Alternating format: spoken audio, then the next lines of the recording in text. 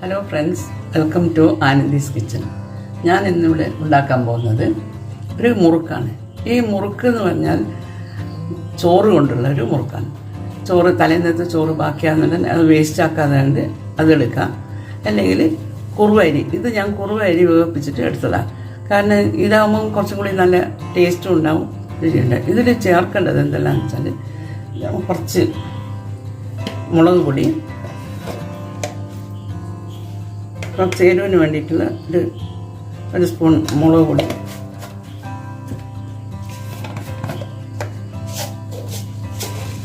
കുറച്ച് ജീരകം, ആവശ്യത്തിന് ഉപ്പ്. ഇതിൻ്റെ കൂടെ കുറച്ച് കായവും പൊടി ചേർത്താൽ നല്ലത്. കുറച്ച് കായപ്പൊടി,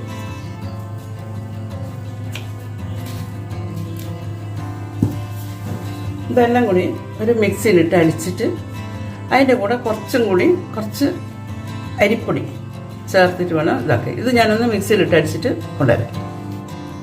മിക്സിയിലിട്ട് അടിച്ച ചോറാണ്. ചോറിൽ വെള്ളമൊന്നും കൂട്ടിയിട്ടില്ല, വെള്ളം കൂട്ടാണ്ടാണ് അടിച്ചത്. അതിൻ്റെ കൂടെ കുറച്ച് അരിപ്പൊടി ഇട്ടിട്ടുണ്ട്.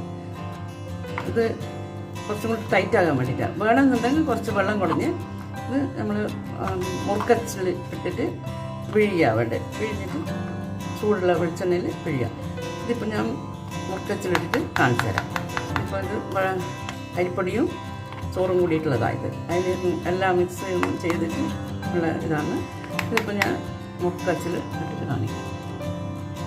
മുറുക്കച്ചിൽ ഇട്ടിട്ട് പിഴിയാം. അധികം വെള്ളമായി പോയി കഴിഞ്ഞാൽ പിഴിയാൻ പ്രയാസമായിരിക്കും. വെള്ളം ഒന്നും ഞാൻ തൊട്ടിട്ടേ ഉള്ളൂ, വെള്ളം ഇതാക്കി. ഇനി ഇത് മുറുക്കച്ചിൽ കഴിഞ്ഞിട്ട് വെളിച്ചെണ്ണയിൽ പിഴിയാൻ വേണ്ടി, വെളിച്ചെണ്ണയിലാണ് പിഴിയേണ്ടത്. ഇപ്പം ഞാൻ കാണിച്ചു തരുന്നത്. സ്റ്റവ് ഓൺ ചെയ്ത് എണ്ണ ചൂടാകാൻ വെച്ചിട്ടുണ്ട്. എണ്ണ നല്ലോണം ചൂടായി കഴിഞ്ഞാൽ മുറുക്ക് പിഴിയുന്ന മാതിരി പിഴിയും.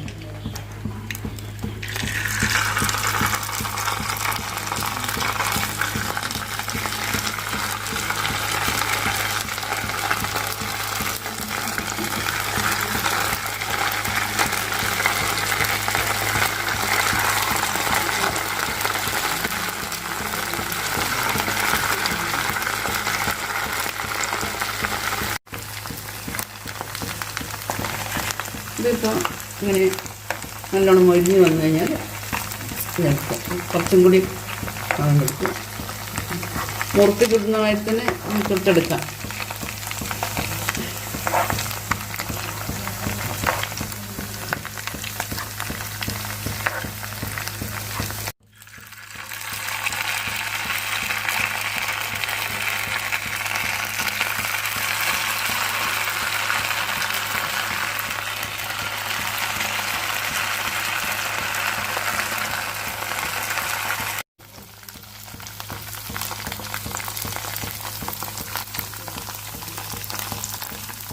നല്ല ക്രിസ്പി ആയിക്കഴിഞ്ഞാൽ ഇത് എടുക്കാം. ഒന്നും കൂടി ആവണം. അങ്ങനെയായിട്ട്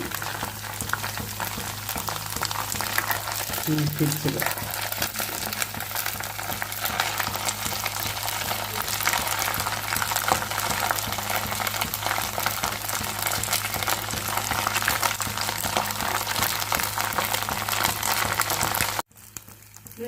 രണ്ടാമത്തെ കോരണം.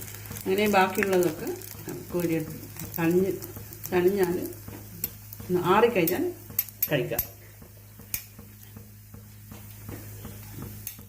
ഇപ്പം ഞാൻ നിർത്തുന്നു.